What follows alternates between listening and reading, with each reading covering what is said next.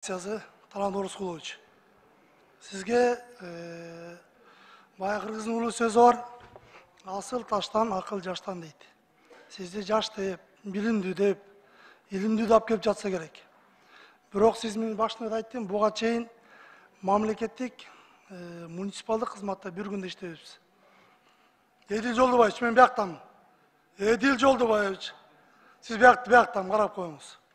Анан эми урматтуу Талант Орысқұлович, сизге баятан бери сын пикирлер да, каалоо тилектер айтылып атат. Бирок бирине дагы так даана жооп бере алган жоксуз. Сизге суроом, Кыргызстанда канча айыл өкмөт бар жана канча район бар?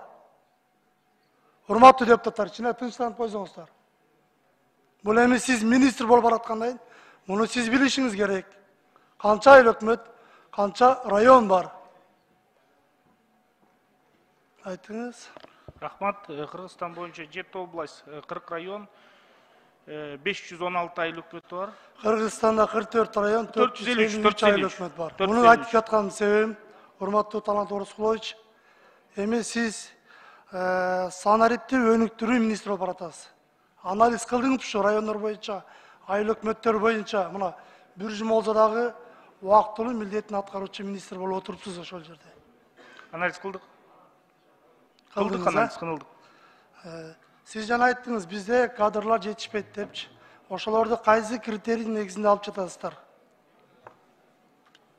Азыр иштейбиз деген жаштар, компьютерди билген, технология күчтүү билимli жаштар көп.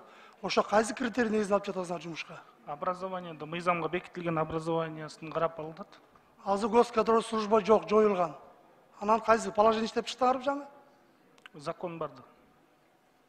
Урматтуу төрага норма, ичинде залды тынчтантып койсоңуздар мындай. Суроо жооп болуп атканда бирибизди уважать этип мындай. Анан эми Эдил Жолдубаевич, эми сизди Кыргыздын мыкты чыгаан уулу катары тааныйбыз.